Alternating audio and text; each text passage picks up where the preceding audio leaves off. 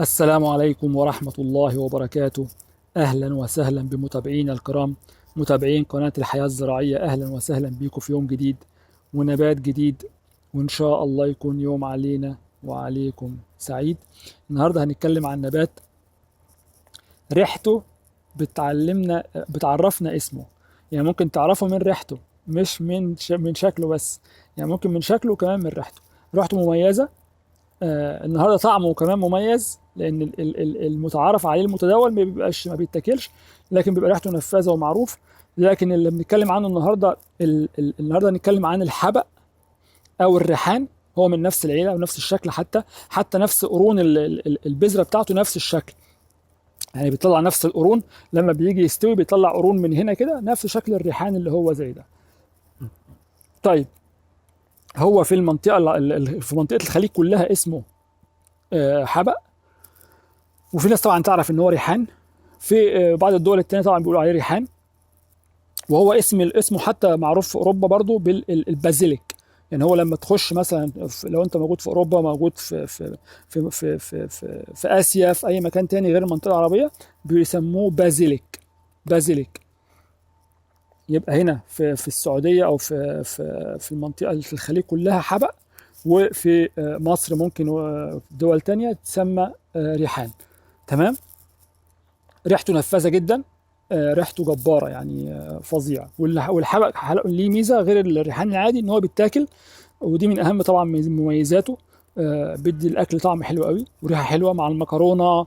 تحطه مع عصير، لو انت بتعمل عصير فريش بتحطه معاه.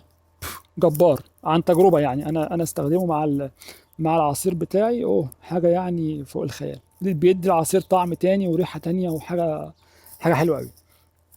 ومع المكرونه، مع الصلصه بتاع المكرونه برضو حاجه حلوه قوي. طبعا احنا مش جايين نتكلم النهارده عن الطبخ بس، هنتكلم عن النبات. ازاي نقدر نزرعه، وازاي نقدر نحافظ عليه لحد ما يكبر ونستفاد منه باقصى استفاده. وبعد كده بناخد منه البذور، بعد كده بنزرعها في وقت تاني، في وقت ميعاد زراعته يعني. تمام. طيب، نتكلم عن بعض الحاجات الاول، وبعد كده نروح نشوف ازاي هنزرع البذره بتاعته. تمام. الحبق نبات خارجي مش داخلي، ما ينفعش يتزرع جوه البيت. لانه ما بيحبش الظل، بيحب الشمس المباشره. بس طبعا مش بيفهمش حراره الصيف بتاعه الخليج. يعني اوكي، بيحب الحر والصيف لكن مش بنفس حراره صيف الخليج. يعني على الاقل درجه حراره معتدله. يعني لو هتزرع في الخليج اليومين دول تزرع ممتاز زي ما انا زرع دلوقتي كده. يعني انا ما بزرعوش بدري عن كده، بزرع زي اليومين دول بيكون ابتدى الجو يتعدل شويه. بتاخد منه انتاج كويس. لو زرعت قبل كده مش هيطلع، يعني عن تجربه يعني. تمام. يبقى هو محتاج شمس مباشرة، محتاج ري يوم ويوم. ممكن تسقي يوم ويوم لا.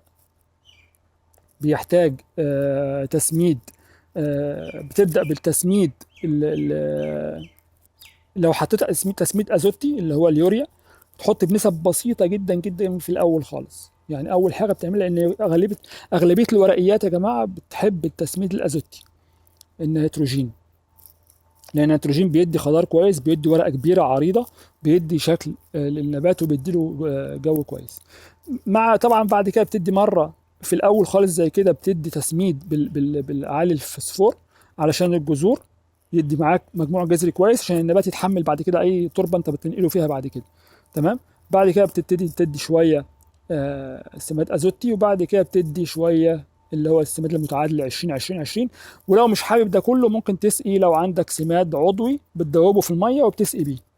عشان تبقى بتاخد حاجه اورجانيك ما فيهاش اي كيماويات. بتاخد حاجه نظيفه وانت عاملها على ايديك وانت مربيها في البيت عندك، فبتاخد حاجه كويسه. طيب كده اتكلمنا على التسميد والاضاءه والري. الري ممكن في الصيف يعني في الايام المعتدله دي ممكن تدي مرتين، كل يومين، كل ثلاثه. لو دخلت في الشتاء شويه ممكن كل اربع خمس ايام تديله ميه مره، مش مشكله. تسميده مثلا كل اسبوعين تديله مره تسميد، وتسميد اقل من الطبيعي. يعني انت لو بتسمد جرام لا خليه نص جرام، لو على اللتر بتسمد جرام لا خلي على اللتر نص جرام. تمام. طيب كده احنا اتكلمنا عن كل حاجه خاصه بالنبات بالنسبه للري والتسميد والاضاءه. نتكلم بقى عن الزراعه. طبعا هو الزراعه بطريقتين. لو انت عندك عروض زي كده مثلا بايت من السنه اللي فاتت، يعني هو عندك من السنه اللي فاتت، ممكن تاخد منه عقله ازاي بتاخد عقله؟ بتقص فرع زي كده، وبتيجي شايل منه الورق، وبتاخد العيدان الناشفه اللي هي لونها بني، مش العيدان الطرفيه، وبتاخد العيدان البني اللي زي كده وبتحطها بالطول في الطينه. يعني بتيجي مثلا في حاجه زي كده، وتروح حاططها بالطول كده كده، وبعد كده بتغطي عليها. بعد كده خلاص بتبتدي تطلع. طبعا بتحط كذا عود، مش عود واحد يعني. تمام. بس انا النهارده مش هتكلم عنه، لان بالطريقه دي صعب شويه. انا هتكلم عنه ان احنا ازاي نزرعه من البذره. تمام. انا كنت زارع ده من البذره اللي بايته عندي من السنه اللي فاتت. يعني دي بذره بتاعت السنه اللي فاتت، اللي انا كنت واخدها من النبات نفسه بتاع السنه اللي فاتت. لكن احنا هنتكلم، يعني انا هوريكم دلوقتي البذره اللي انا مشتريها من المحل هزرعها ازاي. تمام. طيب، هي دي البذره اللي انا جايبها من المحل. تمام اهي. طبعا انا فاتحها ومجهزها عشان ايه؟ نزرع منها على طول. اوكي، شايفينها اهي. طيب، هنزرع ازاي بقى؟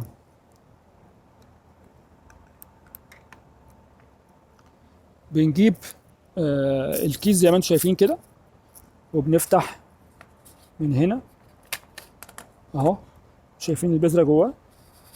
هي نفس بذره الريحان يا جماعه، ما فيش فرق. نفس البذره، هو حتى بيطلع نفس القرن بتاع الريحان اللي بتاخد منه البذره بعد كده وبتزرعها. وزي ما تشوفها بتبقى موجوده في كل مكان. بناخد شويه طبعا على ايدينا كده اهو. كده كتير طبعا، ناخد شويه، هنقلل شويه.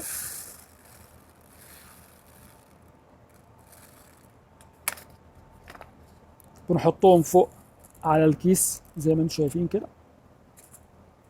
تمام. طبعا بنكون مجهزين، انا مجهز الكونتينر اللي انا هزرع فيه اللي هو ده زي ما انتم شايفين كده اهو. تمام. بكون مجهزه ببيتموس ورمله. بيتموس وايه؟ ورمله. اتنين لواحد. خليها اتنين لواحد، يعني اتنين بيتموس لواحد رمله. لو هتحط نص يعني تلتين الفخاره دي تزرع في تلتين، تحط فيها تلتين بيتموس وتلت رمله. تمام. وبعد كده بتحط البذره زي كده، وبتبتدي تنزل واحده واحده على، زي ما انتم شايفين البذره بتمشي واحده واحده قدام اهي. لو انتم شايفينها في التصوير اهي، بتبتدي تمشي واحده واحده كده. هي بتبتدي بتمشي على الورقه، وبتمشي على زي ما انتم شايفين اهو، لحد ما بنكملها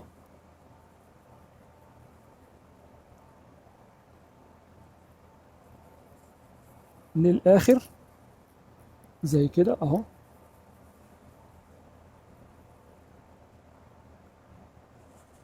خلاص، خلصنا البذره. طيب، انا بحب احط يا جماعه، بحب اغطي البذره برمله. بحب اغطيها برمله، ما بحبش اغطيها ولا ببتموس ولا بتموس ورمله. بحب اغطيها برمله بس. ليه بقى بغطيها برمله بس؟ لان الرمله بس اولا لما باجي احط عليها الميه ما بتعومش البذره. يعني ممكن يكون البتموس عندك ناشف زي كده مثلا، زي ما انتم شايفين البتموس هنا مثلا اهو ناشف.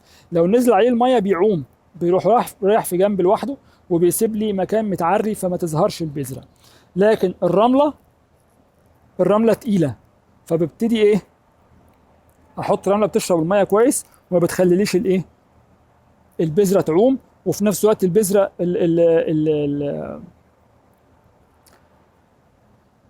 البتموس ما يعومش، والبذره ما تركنش في جنب واحد، فما تطلعش وما تتكشفش على الهواء فت ايه؟ فتبوظ. تمام. ببتدي زي ما انتم شايفين اهو. ما بنكترش يا جماعه الرمله على الوش، لان تقل الرمله على النبات نفسه يخليه ما يطلعش. تمام اهو.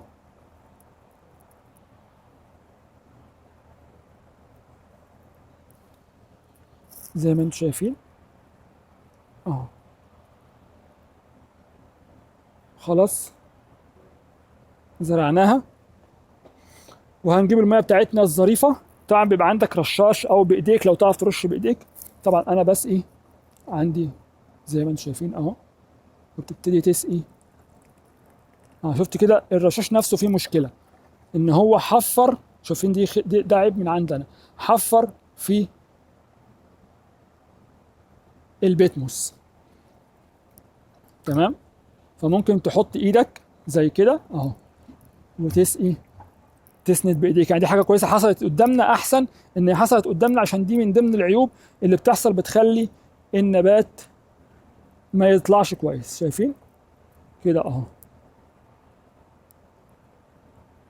يعني الرشاش بتاعنا فيه عيب، في حته فتحه مش مظبوطه فحفرت في البذر. خلاص وبكده نكون سقيناها رويناها الحمد لله خلاص. وبعد كده بنشوف لها مكان دافي. مهم قوي يا جماعه مكان دافي علشان تفضل متواجده وتطلع بطريقه كويسه. تمام. يبقى المكان الدافي مهم قوي، مكان يكون محافظ على رطوبته ومحافظ على حرارته لفتره طويله لحد ما يبتدي الايه البذره تطلع. خلاص. طيب سوري، نرجع بقى ازاي هننقلها من المشتل بتاعها اللي هو ده ونحطها في القصريه اللي زي كده، عشان بعد كده ناخدها نوديها للارض المستديمه.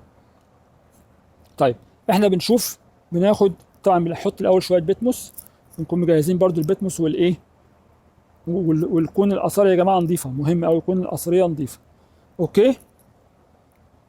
ونبتدي نيجي على، بس يكون معانا حاجه نرفع بيها الجذور شويه من تحت علشان ما تبصي ما تتقطعش، حديده او شيء. بنكون يا جماعه جهزنا حته حديده او حته خشبه بتبتدي تطلع بيها الجذور. بتاخد واحده اهو زي ما انتم شايفين طالعه بجذورها اهي ما شاء الله. تاخد ايه، قول بسم الله، أنا نسيت اقول بسم الله صح. بسم الله. تاخد واحده زي كده وتحط البيتموس، بتكمل عليها البيتموس زي كده اه. بعد كده بتحطها اهي. بعد كده بتكبر بتبقى شجرة زي ما انتم شفتوها في الأول اه زي كده. بعد كده بنسقيها، نعمل واحدة كمان اهو. نحط شوية بيتموس، وبعد كده بنطلع برضو ايه بالحديدة زي كده، بنرفع كده من تحت من جنبها ونرفع لفوق شوية عشان ايه تطلع بالجدر زي ما انتم شايفين كده. وبننزل نمسكها اهو كده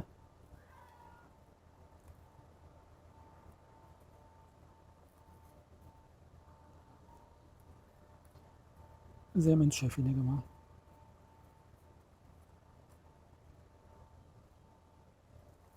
اه. وبكده نكون ايه بعدين بنسقيها اه. بنسيب مكان عشان المية، ضروري اوي نسيب مكان علشان المية. عشان كده بقول محدش يملى القصاري بيتموس على الاخر، عشان تفضل مكان نسقي منه يساع المية يعني. تمام. وبكده اكون ايه زرعنا اتنين زي ما انتم شايفين. طبعا هي عايز تعدل عشان ده عيب مني انا زرعتهاش كويس اهي. كده زرعنا اتنين اللي هم زي كده. طبعا دول بقى لهم فترة اهو. بعد شوية بتبتدي هي تطلع، بتملى القصرية وبتكبر عن كده. يعني ممكن بعد 10 ايام كمان نبتدي ناخدها ننقلها في الارض المستدامة. بس في حاجة تانية مهمة عايز اقول لكم عليها، ان لازم تعمل لها عملية تأسية. يعني ما ينفعش تاخدها من المكان اللي هي كانت موجودة في قلبيه مرة واحدة تحطها في مكان اللي انت هتزرعه فيه في الجنينة في الارض او في قصرية زي كده. ممكن تاخدها في مكان، يعني ترفعها من المكان اللي كانت فيه الاول، بعد كده تطلعها في مكان نص شمس صغيرة، وبعد كده بتحطه في شمس مباشرة. بعد كده خلاص بتبتدي تشتغل معاك وبتسقيها وبتكبر وبتبقى زي الفل.